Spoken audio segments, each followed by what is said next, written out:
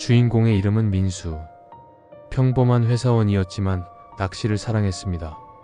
쉬는 날이면 무조건 낚시를 나갔고 좋은 포인트라면 전국 어디라도 가보는 사람이었죠. 방파제, 갯바위, 암초지대, 밤새는 선상낚시까지 웬만한 곳은 다 아는 편이었습니다. 그날도 민수는 늘 가던 방파제 끝 바닷바람이 정면으로 부딪히는 곳에 혼자 의자를 펴고 앉았습니다. 릴은 부드럽게 풀렸고 찌는 얕은 물결 위에서 숨을 쉬듯 들썩였습니다. 파도 냄새, 섞여 들어오는 기름 냄새, 멀리서 길게 울리는 배의 경적 소리까지 이 모든 게 민수에게는 편안한 배경음이었습니다. 그렇게 한참 낚시를 즐기고 있을 때 바로 옆 포인트에 50대 중반으로 보이는 남자가 낚싯대를 들고 와 자리 잡았습니다. 누가 봐도 혼자 온 사람이었고 장비는 꽤 익숙해 보였습니다. 한동안 말없이 각자찌만 쳐다보며 시간을 흘려보내다가 남자가 비스듬히 몸을 돌리며 슬쩍 말을 걸었습니다. 낚시 좋아하시나 봐요. 민수가 웃으며 대답했습니다. 네, 거의 삶이죠. 쉬는 날은 무조건 나옵니다. 남자는 반가운 듯 고개를 끄덕였습니다. 저도 그래요. 여기 포인트, 물때 잘 맞으면 대물 한두 번씩은 무조건 옵니다. 둘은 자연스럽게 채비 얘기, 포인트 얘기, 계절에 따라 입질이 바뀌는 얘기까지 낚시꾼들끼리만 통하는 사소한 수다를 이어갔습니다.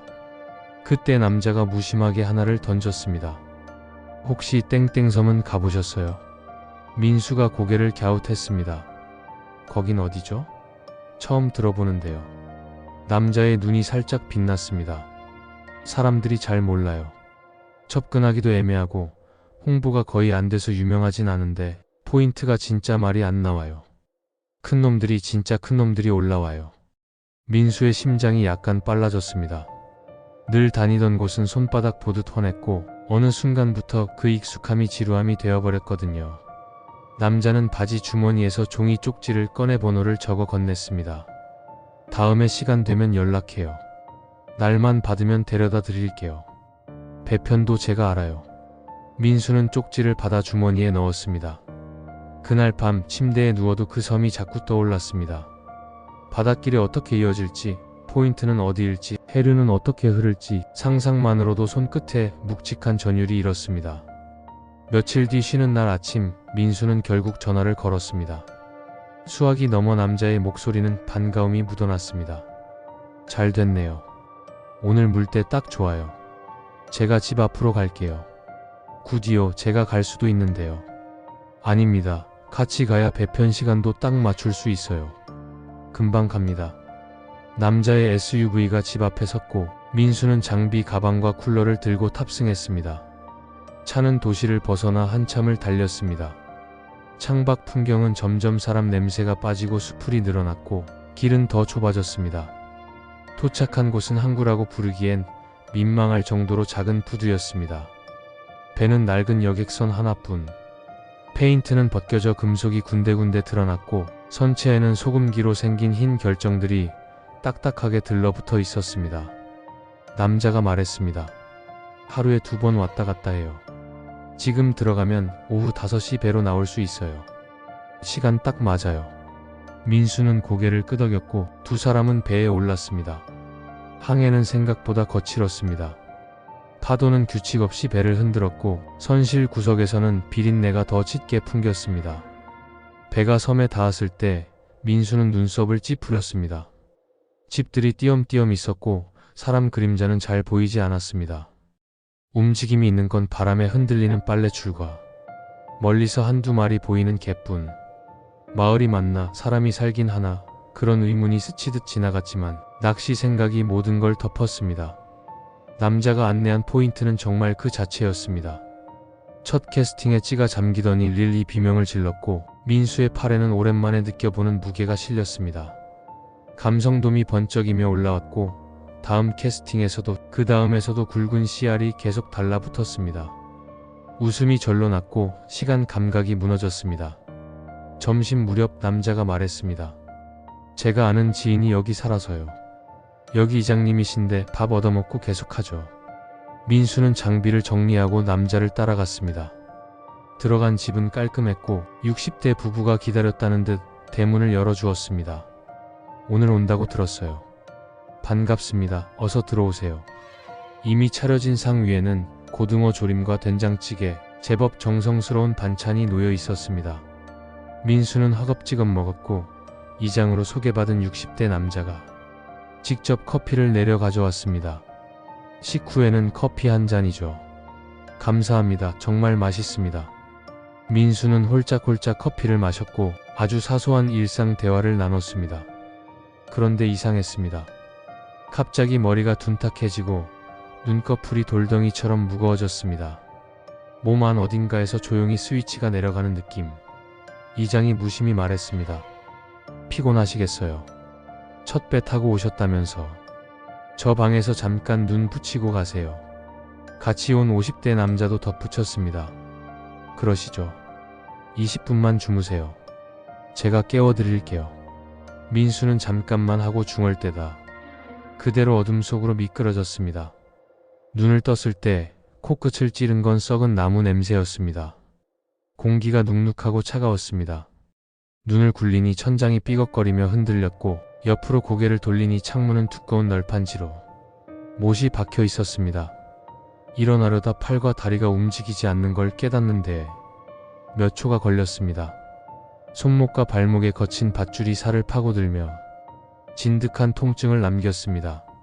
민수의 심장이 가슴뼈를 때리듯 뛰기 시작했습니다. 아저씨, 아저씨, 여기 사람 있어요. 살려주세요. 목청껏 외쳐도 바깥은 조용했습니다. 숨이 가빠지고 손끝이 저려왔습니다. 공황이 몰려오자 민수는 더 크게, 더 길게 소리를 질렀습니다. 제발요. 저한테 왜 이러세요? 도와주세요. 그때 자물쇠가 딸깍 하고 풀리는 소리가 들렸고 문이 천천히 열렸습니다. 문턱에 선 건 이장이었습니다. 얼굴에는 아무 감정도 없었고 오른손에는 두툼한 방망이가 들려 있었습니다. 조용히 하라니까. 낮게 깔린 목소리가 들어올 때 이미 방망이는 민수의 어깨와 옆구리를 내리치고 있었습니다. 고통은 생각보다 느리게 그러나 더 깊게 퍼졌고 비명이 목구멍에서 터져 나왔습니다. 왜 이러세요? 제발 살려주세요. 말은 금방 흐트러졌고 결국 미안합니다. 잘못했습니다. 살려주세요. 같은 단어만 횡설수설 튀어나왔습니다. 이장은 방망이를 던지듯 내려놓고 말했습니다. 살고 싶으면 조용히 하고 시키는 대로 해. 고개를 끄덕이지도 못하는 민수를 두고 문은 그대로 닫혔습니다. 어둠은 다시 차갑게 내려앉았고 민수는 웅크린 채 숨만 쉬었습니다. 침묵 끝에 찾아온 것은 겨우 잠이었고 잠은 금방 악몽으로 변했습니다. 파도 소리, 밧줄의 감촉, 문틈으로 스며드는 흙먼지 냄새까지 꿈과 현실의 경계가 흐릿해졌습니다. 문이 열리며 두 사람이 들어왔습니다. 말없이 민수의 양쪽 팔을 붙잡고 질질 끌어냈습니다. 밖은 생각보다 넓었습니다. 창고에서 몇 발짝만 더 가니 커다란 밭이 펼쳐졌고 쩍쩍 갈라진 흙 위에서 사람들이 묵묵히 뭔가를 옮기고 있었습니다. 얼굴은 다 말라 있었고 눈동자에는 아무것도 담겨 있지 않았습니다. 민수가 나타났지만 누구도 고개를 들지 않았습니다. 이장이 발로 민수의 옆구리를 차며 외쳤습니다. 뭐 그렇게 멀뚱멀뚱 봐. 저기 산더미처럼 쌓인 거 다 옮겨. 민수가 눈길을 돌리자 자루 포대가 무더기로 쌓여 있었습니다. 안에 들어있는 건 수확한 건초와 말린 뿌리 작물, 바닷가에서 말려온 해조류까지 뒤섞여 있었고 포대 하나하나는 돌덩이처럼 무거웠습니다. 민수는 숨을 몰아쉬며 포대를 들었습니다. 어제 맞은 팔이 저릿했고 갈비뼈 쪽에서 둔탁한 통증이 밀고 들어왔지만 손을 놓을 수 없었습니다. 포대를 내려놓는 순간 이장의 시선이 번개처럼 날아올 것 같았으니까요. 그렇게 몇 번을 옮겼을까요? 손바닥은 금방 뜯겨 피가 비닐에 스며들었고 목은 모래를 삼킨 것처럼 건조해졌습니다. 물은? 민수가 겨우 입을 열자 옆에서 작업을 하던 누군가가 아주 미세하게 고개만 흔들었습니다. 말하지 말라는, 여기서 목소리를 내면 안 된다는 의미였습니다. 해가 기울 때쯤 맨밥 주먹 하나가 던지듯 손에 쥐어졌습니다. 반찬은 없었습니다. 민수는 그걸 허겁지겁 씹어 삼켰습니다. 침은 돌지 않았고 씹는 소리만 머릿속에서 크게 울렸습니다. 며칠이 지나도 패턴은 같았습니다. 해가 오르면 밭, 포대, 짐, 구타, 욕설, 해가 지면 창고, 밥이라고 부르기 민망한 식사, 눅눅한 어둠, 뒤섞인 악몽. 시간이 흐르면서 계절 감각은 무뎌졌고 대신 몸의 시계는 통증으로 시간을 쟀습니다. 어제보다 더 깊어진 멍, 오늘 새로 생긴 상처, 내일쯤에는 여기쯤이 또 아플 것이다. 같은 이상한 계산이 몸 안에서 굴러갔습니다. 어느 날 이장이 모두를 불러 세웠습니다. 샤워해. 새 옷으로 갈아입어. 갑자기 청결을 강조하는 게 이상했지만 아무도 묻지 않았습니다. 잠시 후 섬의 바람이 달라졌습니다. 부두 쪽에서 사람 목소리가 하나둘 올라왔습니다. 보건소 직원들이 출장 검진을 나온 것이었습니다. 하얀 가운, 마스크, 아이스박스에 든 간단한 의료장비, 그리고 형식적인 미소. 회관으로 모두 이동했고 간단한 문진이 시작됐습니다. 어디 아픈 데 없으세요? 머리는요? 어지럼증은요? 혈압 좀 잴게요. 민수의 차례가 되자 그는 용기를 내어 속삭였습니다. 오늘이 몇 월 며칠이죠? 직원은 별 생각 없이 날짜를 알려줬고 민수는 그 순간 머릿속이 하얘졌습니다. 들어온 지 1년이 넘었다는 사실이 그제야 확실하게 개수되었습니다. 입술이 떨렸고 더 묻고 싶었지만 문 밖에서 이장의 시선이 회관 안을 관통하는 느낌이 뼛속까지 스며들었습니다. 말하면 죽는다. 그 문장이 피부 안쪽에 칼자국처럼 새겨져 있었습니다. 그날은 아주 더웠습니다. 회관 안은 사람들의 숨으로 눅눅했고 선풍기가 둔탁한 바람을 끌어올릴 뿐이었습니다. 한 직원이 이마에 흐르는 땀을 훔치더니 마스크와 가운을 벗어 의자 등받이에 걸어두고 물을 마셨습니다. 민수는 그 장면을 보고 머릿속에서 어떤 그림이 번개처럼 스쳐 지나갔고 가슴이 요동쳤습니다. 지금이 아니면 죽는다. 그때부터 그의 시선은 이장과 직원, 문, 창문, 의자, 걸려있는 가운, 그 사이의 거리, 사람들이 움직이는 속도, 선장의 목소리, 멀어지는 발자국 소리를 동시에 계산했습니다. 이장이 잠시 밖으로 나가 누군가와 통화를 하는 사이 민수는 아무렇지 않은 척 서랍 쪽으로 움직였습니다. 가운과 마스크는 제자리에서 조금 비켜나 서랍 가까이에 밀려 있었습니다. 그는 숨을 고르고 그걸 서랍 아래로 밀어 넣었습니다. 아무도 보지 않는 것처럼, 누구도 신경 쓰지 않는 것처럼 무표정하게. 검진이 끝나자 사람들의 흐름이 한 방향으로 쏠렸습니다.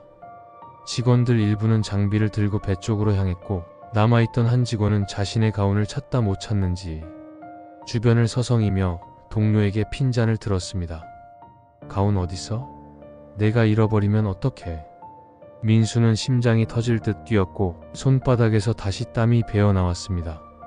모두가 회관을 빠져나가고 소리가 멀어졌을 때 민수는 서랍에서 가운과 마스크를 꺼내 조용히 화장실로 들어갔습니다. 거울은 깨져 있었고 깨지지 않은 부분에 비친 자신의 얼굴은 몰라보게 말라 있었습니다. 그는 가운을 걸치고 마스크를 썼습니다. 머리에 모자까지 눌러쓰자 잠깐은 다른 사람이 된 기분이 들었습니다. 바깥이 훤히 보이는 창으로 직원들이 배로 향하는 것이 보였습니다. 지금이다. 늦으면 죽는다. 그는 문을 밀고 나갔습니다. 이장 바로 옆을 지나갔습니다.